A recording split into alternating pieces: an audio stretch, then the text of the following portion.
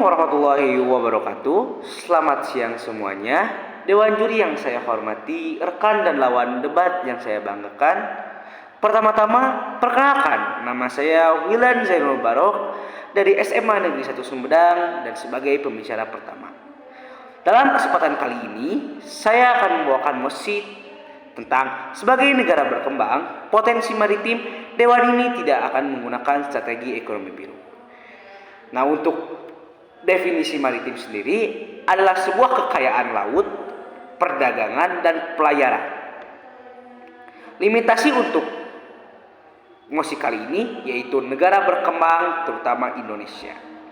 Nah, untuk definisi ekonomi biru adalah pengembangan sumber daya kelautan atau potensi maritim yang dimiliki oleh suatu negara. Nah, negara berkembang adalah negara yang akan menuju ke dalam negara maju. Nah, bisa kita tahu sendiri negara berkembang contohnya adalah negara Indonesia. Nah, kenapa saya sangat setuju dengan mosi kali ini?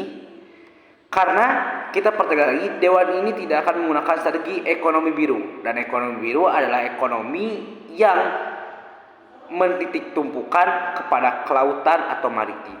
Kita tahu sendiri maritim di Indonesia sudah cukup baik dengan Indonesia sebagai negara kepulauan, tapi perkembangan potensinya masih kurang. Dari pertama teknologi, pelabuhan, pembangunan, dan juga masih banyak lagi. Yang pertama tentang eksplorasi berlebihan. Kenapa sih ada eksplorasi berlebihan? Ini bisa disebabkan dari kurangnya pengetahuan orang-orang yang melakukan penangkapan ataupun pengambilan sumber daya alam. Nah, ini bisa menyangkut kepada SDM atau sumber daya manusia. Sumber daya manusia di Indonesia masih kurang mumpuni atau mungkin masih bisa disebut rendah dari negara-negara lain. Nah, ini juga akan mengakibatkan eksplorasi berlebihan karena kurangnya pengetahuan. Kembali kepada kurangnya pengetahuan, di mana ketika kita terus menangkap tanpa adanya batasan atau limitasi, dan juga tanpa adanya perescuan ataupun bisa disebut sebagai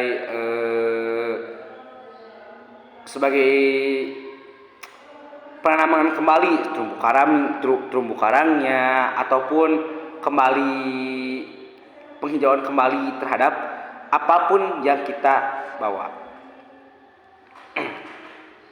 Nah, kenapa ini juga bisa mengancam keberlanjutan pembangunan? Nah, kenapa? Karena pembangunan itu sendiri membutuhkan yang namanya lahan dan lain-lain, di mana pembangunan yang ada di pesisir pantai akan terganggu karena eksplorasi berlebihan, bisa dari tidak bagusnya, dari banyaknya sampah di lautan, dan itu akan merusak dan juga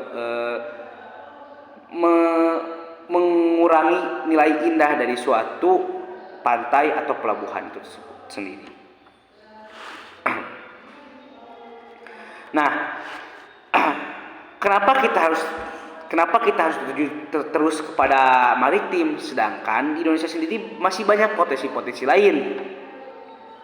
Walaupun Indonesia sebagai peringkat kedua dunia pada tahun 2012 sebagai penyumbang ikan dan maritim terbanyak, tapi tidak dipungkiri bahwa laut Indonesia belum bersih dari sampah.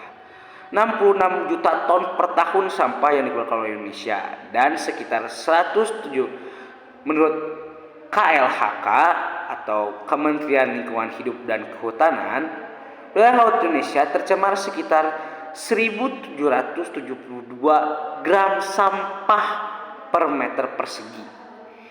Ini cukup besar untuk sekitar negara yang masih berkembang. Bayangkan ketika negara kita sudah maju, bagaimana sampah yang akan menumpuk. Karena ini juga karena disebabkan oleh negara kita yang masih berkembang, belum adanya teknologi-teknologi yang membantu kita dalam memfilterasi sampah-sampah yang ada di masyarakat. Nah, sekitar 542 ton sampah 12,785 ton berasal dari aktivitas di laut. Bayangkan betapa banyaknya sampah-sampah yang ada di sekitar pesisir pantai, pelabuhan, dan lain-lain. Itu juga menjadi salah satu kenapa potensi maritim di Indonesia belum bisa dikembangkan, ataupun kita tidak bisa, masih kurang untuk menggunakan strategi ekonomi biru. Nah, daripada kita masih mencakup tentang maritim, petunjuk tentang maritim, ekonomi biru, kenapa kita tidak melihat potensi-potensi lain seperti potensi dari pertanian, perkebunan. Nah, untuk perkebunan sendiri ada kopi. Nah, kopi kalian tahu sendiri sekarang masih banyaknya maraknya coffee shop, yang dimana itu sangat digemari oleh anak-anak muda dari berbagai kalangan. Selain anak muda juga berbagai kalangan seperti orang tua dan lain-lain juga sangat menyukai kopi shop. Nah, dengan kopi ini, dengan cita rasa khas yang Indonesia, yaitu dengan tanah-tanah vulkanik, ini bisa menjadi sebuah keuntungan besar bagi Indonesia, karena kopi itu sendiri di Indonesia sangat kaya, dari mulai kopi Toraja, kopi khas Sumedang, dan lain-lain. Ini bisa menjadi sebuah potensi yang baru selain potensi maritim. Nah, oleh karena itu, pendapat saya pribadi dengan didampingi oleh fakta-fakta yang telah saya sampaikan, saya sangat-sangat menyetujui negara berkembang potensi maritim tidak akan menggunakan strategi ekonomi biru, karena kurangnya teknologi, kurang pembangunan, kurangnya SDM yang ada di Indonesia itu sendiri masih kurang, maka saya tidak akan menggunakan strategi ekonomi biru. Oleh karena itu, saya sangat menyetujui mosi kali ini sebagai negara berkembang potensi maritim, ini tidak akan menggunakan strategi ekonomi biru. Terima kasih, mohon maaf atas kesalahannya. Wassalamualaikum warahmatullahi wabarakatuh.